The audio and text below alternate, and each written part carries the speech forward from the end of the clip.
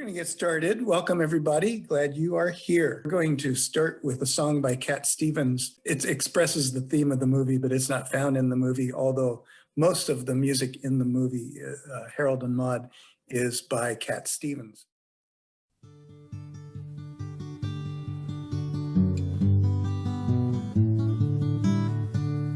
I'm being followed by a moon shadow, moon shadow, moon shadow.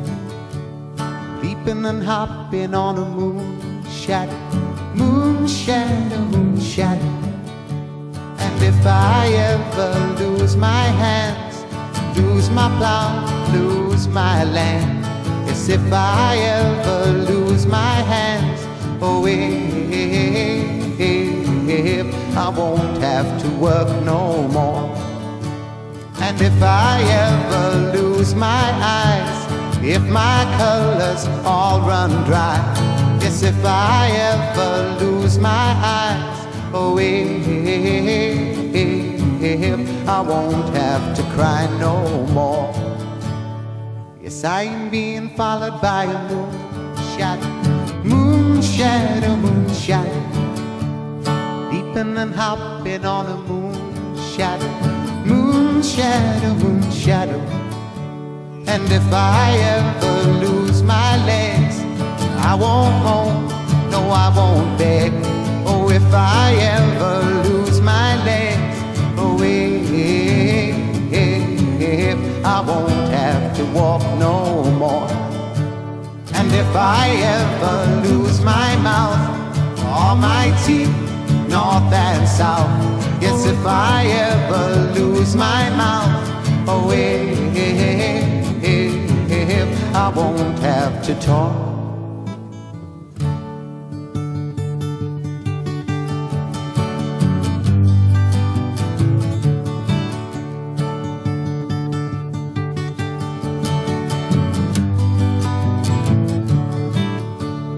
Did it take long to find me? I asked the faithful light. Yes, did it take long to find me? And are you gonna stay the night? I'm being followed by a moon shadow, moon shadow, moon shadow. Oh, leaping and hopping on a moon shadow, moon shadow, moon shadow. Moon shadow, moon shadow, moon shadow, moon shadow.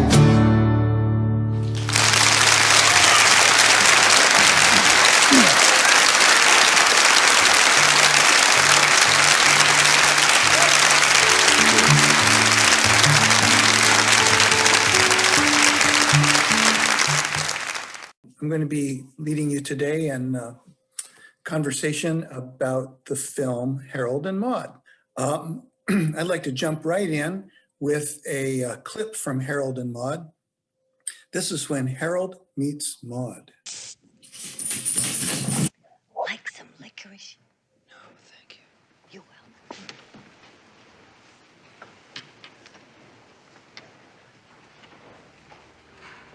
Did you know him? No. Me neither. I heard he's 80 years old. I'll be 80 next week. Good time to move on, don't you think? I don't know.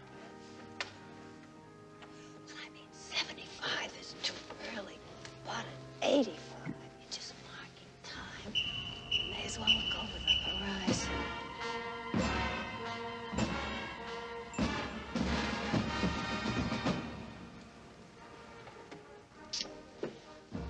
Never understand this mania for black. Nobody sends black flowers, do they? Black flowers are dead flowers. Who sends dead flowers to a film? It's absurd.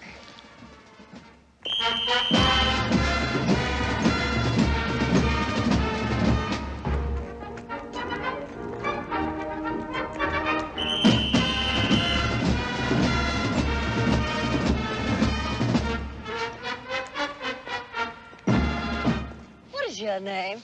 Harold Chasen. Oh, how do you do? I'm Dame Marjorie Chardin, but you may call me Maude. How do you do? Nice to meet you. Well, thank you. I think we're going to be great friends, don't you? Can I give you a lift, Harold? No, thank you. I have my own car. Well, I must be off. We shall have to meet again.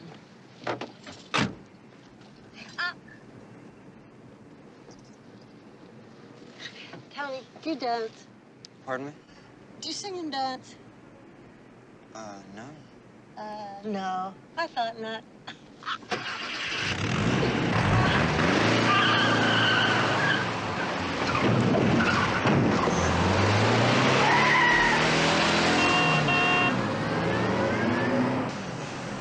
That woman, she took my car.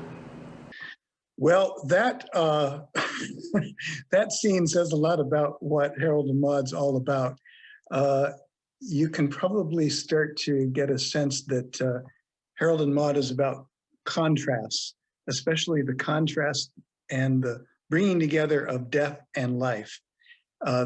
Sometimes the symbolism in Harold and Maude is very obvious, like in that scene, the marching band passing by a funeral. Harold and Maude's also a very funny movie, as I hope you can see.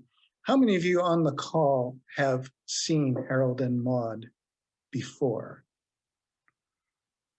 I can't see every hand. Some people are not visible yet. Whether you've seen it or not, even if you have seen it, I hope today's session will be a fun opportunity to see it again. Not the whole movie, but talk about it. Let me go back here to my notes. So Harold and Maude came out 50 years ago this year in December 1971, starring Bud Cort as Harold, Ruth Gordon as Maude, Vivian Pickles as Harold's mother. It was directed by Hal Ashby, screenplay by Colin Higgins, and music by Cat Stevens.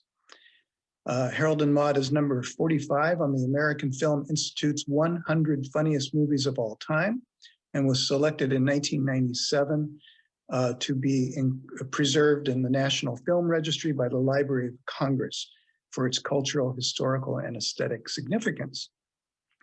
The Writers Guild of America listed Harold and Maude as number 86 on its list of 101 greatest screenplays, and Entertainment Weekly lists Harold and Maude as number 4 in the top 50 cult films.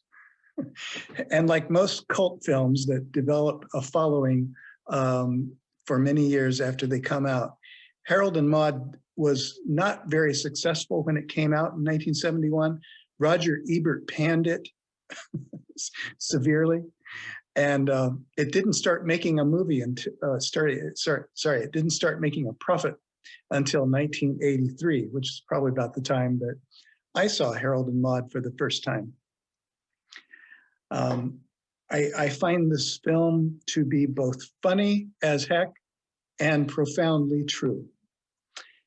The genre of Harold and Maude is sometimes listed as coming of age, or a dark comedy, or a comedy drama, or even an existentialist drama, because it addresses life's big questions: life, death, the reason we're here, how we should live in the number of years we have on this earth, and the possibility of change and transformation. So the plot, you've already seen how Harold and Maude meet. They meet at funerals. They both attend the funerals of people they don't know, but for different reasons. Harold is 19. He drives a hearse, he attends funerals, and stages elaborate fake suicides. He says to his psychoanalyst at one point in the film that he's done at least 15 of these well-planned fake suicides. And in the movie, you see 7 of them. And each one is funnier than the one before. Harold has no friends, no siblings. There's mention of a father, but we don't know where the father is. I guess we presume that he's deceased. His mother is played in an over-the-top manner by Vivian Pickles. She is cold, narcissistic, wealthy. She's all about her, not at all about her son or anybody else, really. Harold is therefore unhappy, morbid, and experiencing alienation from himself, from others, and from life. And he announces pretty early in a conversation with Maude that he would really rather be dead, and has felt that way since his early childhood. Here's a scene that expresses why he feels that way. First time was when I was at boarding school in the chemistry lab. I was in there cleaning it up. So I decided I'd do a little experimenting, you know. So I get all this stuff out and began mixing it up. It was very scientific. But there was this massive explosion. It knocked me down. It blew out a huge hole in the floor. There was boards and bricks and flames leaping up. I figured, you know, time to leave. My career in school was over. So I went home. My mother was giving a party, so I just went right up the back stairs into my room. Turned out the light, and I got this funny feeling. The doorbell rang. I went out to the banister, and these two policemen came in, found my mother, and told her that I was killed in the fire. She put one hand up to her forehead, the other she reached out as if groping for support, and with this long sigh, she collapsed in their arms.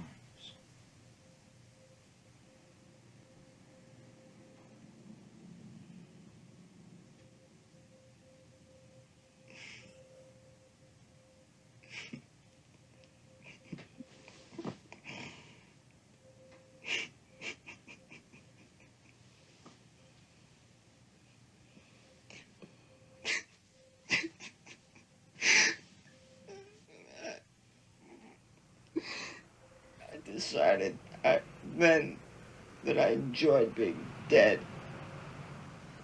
I understand. A lot of people enjoy being dead, but they're not dead, really. They're just backing away from life. So that clip, I hope, explains why Harold is the way Harold is. He's just deeply alienated from life, probably because even his own mother is more concerned about how she appears when she learns about his death rather than how she genuinely feels about his loss, or his possible loss. So that's why he goes to funerals and has this fascination with death. Excuse me. On the other hand, Maude, who's 79 years old, goes to funerals because she knows the value of life and living. And funerals help her remember that we are all here today, gone tomorrow, and life is therefore to be savored and lived to its fullest. Maude is carefree, life-affirming, radiant, fun, playful, spontaneous, here, now, engaging. She's an activist, had devoted her life to the causes of human rights and putting an end to war. She lives in a converted old railroad car. She brings licorice to funerals, and she steals cars. And why does she steal cars? How can that be part of a fun, well, not a fun life, a full life, a moral life? She says that it's part of her work to help people remember that nobody really owns anything. We just kind of possess it for a moment. It's here, it's gone. Everything's impermanent. And by stealing their cars, it helps, she says, it helps people remember to not be so attached to their possessions. So Harold and Maude bond as Harold is entranced by her quirky outlook on life, giving him a vision of what his own life could maybe look like if it's a life lived to the fullest, just like Maude's life is. Here's one of the fun scenes where they've discovered that there's a little tree in the city that's stuck between, that has been planted between sidewalks. And it's not the right place, Maude says, for a tree. A tree should be in the forest. So they decide to dig it up, and they steal a car to take the tree out into the forest and replant the tree.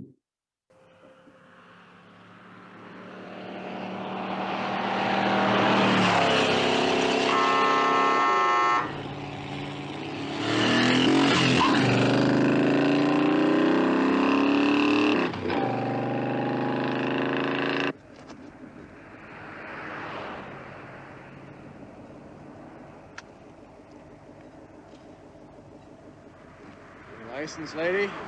I don't have one. I don't believe in them. How long you been driving, lady? About 45 minutes, wouldn't you say, Harold? We were hoping to start sooner, but you see, it's rather hard to find a truck. It's your truck? Oh, no, I just took it. Yes, I have to plant my tree. Well, it's not mine, really, but we would like to get it into soil as soon as possible. Yeah, let me get this straight, lady. All right, then, and we'll be off. Nice chatting.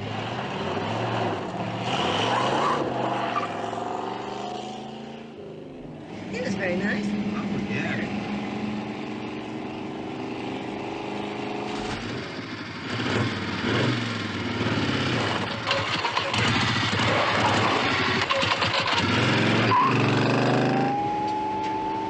I think he's following us. Is he? Oh, police always wanting to play games.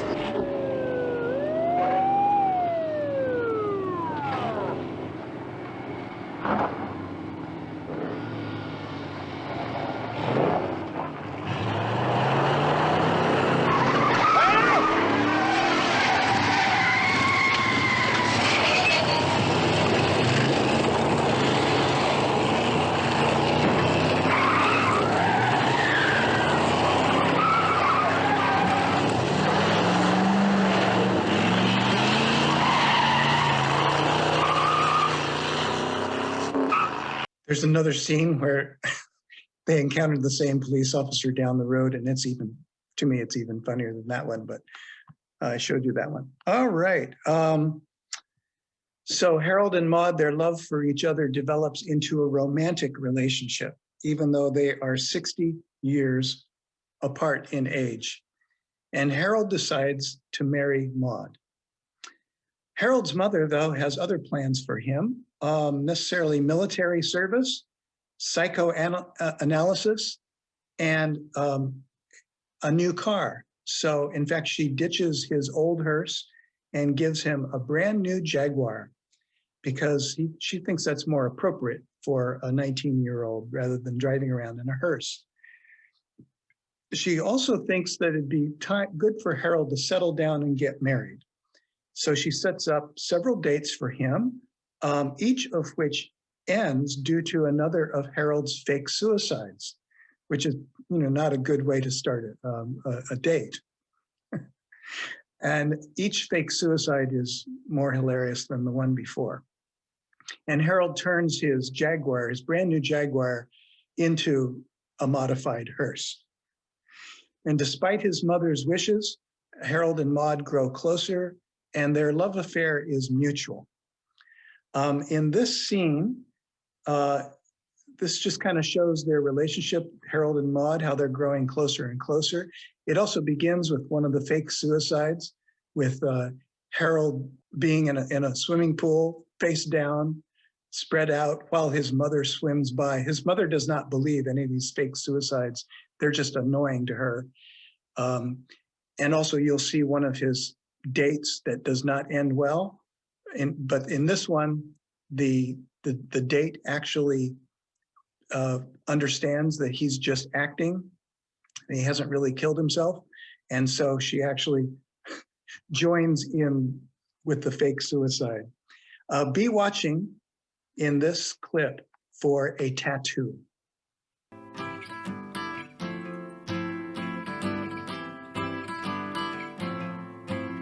Well, if you want to sing out, sing out. And if you want to be free, be free. 'cause there's a million things to be, you know that there are. And if you want to live high, live high. And if you want to live low, live low. 'Cause there's a million ways to go, you know that there are. You can do what you want, the opportunity's on. And if you find a new way, you can do it today. You can make it all true, and you can make it undo. You see, it's easy. You only need to know. Well, if you want to say yes, say yes. And if you want to say no, say no. 'Cause there's a million ways to go, you know that there are. And if you want to be me, be me. And if you want to be you, be you. 'Cause there's a million things to do, you know that there are. You can do what you want, the opportunity's on.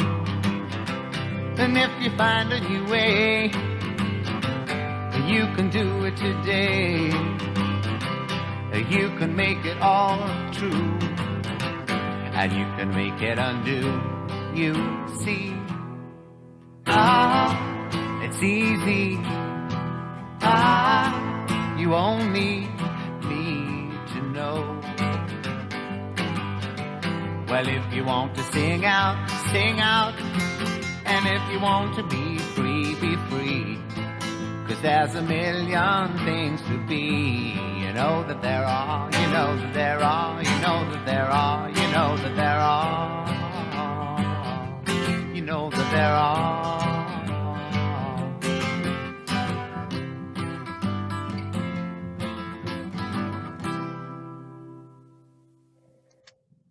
By the way, that's the theme song by Cat Stevens, a theme song for the whole film if you want to sing out. So the tattoo reveals or suggests that Maude has learned to live well and to love life despite the fact that she was in a concentration camp during the war. And that maybe something about that experience in the war and concentration camp maybe is what taught her that life is to be treasured and valued, life is sacred and precious, and nothing should be taken for granted, because nothing is guaranteed, and therefore everything matters. Every moment, every experience, every person matters. And one point, there's a throwaway line in the movie that I used to use in my ministerial profile that churches would read if they're trying to decide whether to interview me to be their pastor. And that is Maude's throwaway line, "Of course I like people. They're my species." Okay, spoiler alert a little bit. Maude's 80th birthday party comes up, and she's decided that 80 is long enough to live. As she said in an earlier clip, at 85, she says, "You're just marking time." And so she announces that the party that Harold has thrown for her is her farewell. But this is the most wonderful farewell she could imagine, being with Harold in a celebration. Harold again declares her love for her, to which she replies, "That's wonderful, Harold. Now go and love some more." I won't give away any more of the movie, but in the end, there's a suggestion that Harold's transformation is complete, from being morbidly alienated from life to being fully embracing of life as it is, with its good and its bad, and that he's ready to live life to its fullest, to go and love some more, as Maude told him, and as Maude taught him by her example. So what this film means to me, this film, more than any other, very explicitly brings the closeness of life and death together. And that life makes most sense and is best lived when we live it, understanding that death is always near at hand in one way or another. Life, beingness, consciousness is inherently beautiful and precious, even though it has an end. And perhaps because it does have an end, and even though there are holocausts and other tragedies and terrors in life, that life is found right in the midst of death. And there are many scenes in the movie where Harold and Maude find life, love, and each other in scrap yards, junk yards, funerals, and cemeteries, as if to say, life is good even when it's bad. Death teaches us about life's fragile and fleeting nature, and hence its worth and value. The movie also suggests that transformation is possible. Death can be transformed into life. We can also be transformed, just like Harold, from not dancing and singing to dancing and singing and somersaults in the park. All the great stories, myths, and religions are about life and death, and their nearness, their closeness, and why we are here in the midst of this mysterious thing called life. The movie strikes me as both Buddhist and Christian in a sense, although not explicitly so. But there's a kind of a Buddhist motif running through the movie, which is why I think they might have chosen Cat Stevens for all the music, because he was at that time influenced by Buddhism before he became a Muslim. The Buddhist theme of impermanence, letting go, acceptance, and finding spiritual freedom, even when life is life, uncertain and hard. This is present in the film. Spiritual freedom is living in the now, doing and being what you need to do and be as a fully evolved and evolving human being. Maude has a kind of Buddha nature in her that comes across that is communicated to Harold and to anyone watching the movie. There's also, I think, a Christian motif here, and that is, in Christianity, our central theme is the cross, our central symbol of death and resurrection held in tension. When you look at the cross, there's the suggestion of both death and resurrection. They always go together. In Christianity, there's a kind of passing through death, fear, sin, and evil, for the other side, which is renewal, rebirth, and being set free to new life, abundant life, the greater, the truer, the more spiritually free, real life. Maude is also here not only kind of a Buddha figure, but a Christ figure who teaches and lives the radical embrace of life in and through death, not despite it, but because of it. There's also kind of a Godspell feel to Harold and Maude, that Jesus and the disciples are just kind of dancing through the set, every scene, despite the fact that death is just kind of right around the corner. Harold is Maude's disciple, who in the end passes through his own death, a death to morbidity and alienation, and is reborn, resurrected, thanks to the death and life pattern that Maude has established and shown him. So in the movie's perspective, there's an inherent sacredness and holiness to life. Harold and Maude wakes us up so that we might see it, embrace it, and live it. Again, Maude's closing comment in one of those clips is, a lot of people enjoy being dead, but they're not dead really. They're just backing away from life. Harold and Maude invites us to wake up and embrace life exactly as it is. So that's it, folks. I hope you enjoyed that. I urge you to see the whole movie. I probably didn't do it justice. What are your questions, comments, responses? Do you know where we can see the movie? I saw it here at home, just either on Netflix or Amazon Prime. Thank you. Okay. I think you can also see a movie on YouTube these days. I mean, I think you might have to pay for it. But, yeah. Good. What are your response? Some of you have seen it. JS and Greg have seen it. Maybe. Yeah, I saw it within months after my mother committed suicide. So there was a whole stream of instances where I wasn't laughing all that much. And, but I came away at the end feeling as though she missed out on a chance to rebirth herself. And it was part of my healing to be more accepting of that, but that was her, and now I can let go of that and think about me and how I want to take that experience and move forward. Yes, thank you, Jeffrey. I saw this when I was a teenager, so around the the early '80s, and I guess our parents were probably a little concerned that we wanted to go rent that VHS from the video store because of how creepy it was. But I was raised on Cat Stevens music, so that was reason enough to see this wonderful movie. But now, because I haven't seen it since, and I've got to take another look at it. Any other good piece of art, you can go through it once and then later in your life go through it again, and it can mean something completely different to you.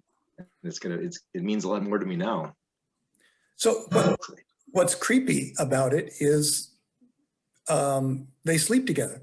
Yeah, right. And she's 60 years older than he. And I was thinking about this in light of pastoral ethics. And what we're taught about keeping safe boundaries between pastors and church members so that we can do ministry ethically. And there's a video I used to watch or show people when I was teaching boundaries to clergy. And it's a Buddhist teacher is saying, she's an older woman, this Buddhist teacher, and she says, I have these younger students who are falling in love with me all the time. And I have to stop them and stop myself and remind them and remind myself, it's not really me they're falling in love with, it's the Buddha nature in me. As an older teacher, it's the Buddha nature in me that they're falling in love with, and they're just kind of transferring sexual feelings to me. And I think what's happening with Harold and Maude is, I think Harold is falling in love with the Buddha nature in Maude. She's very highly evolved in her embrace of life despite life or because of life's difficulties. And he says, subconsciously, he says, I want that for myself. I want to have it forever. And he transfers those sexual feelings to her. If I were to do a psychoanalysis of Harold's love affair for Maude, that's what I would say. Of course, she counter-transfers and allows the love affair to happen. Right. Well, and they have that clip there, you didn't show it, but after they sleep together, there's a little montage of people responding to the fact that they've done it. And his psychoanalyst tries to figure it out and fails spectacularly. So he says, this is clearly the Oedipal complex, Right, but then why is it instead of wanting to sleep with your mother, you want to be sleeping with your grandmother? That's one of the many hilarious lines. Oh yeah, and at that point, the whole theater is rolling on the floor, laughing hysterically. So real quick, in that scene that JS is talking about, Harold goes to see the priest, he goes to see the psychoanalyst, and he goes to see his uncle who's in the military. And each one of them has a picture of the authority figure in their life behind them. So the priest has a picture of Pope Paul VI behind him. The military guy has a picture of President Nixon. And the psychoanalyst has a picture of Freud. It's a beautiful movie. It's fun. Hope you enjoyed my little romp through it today.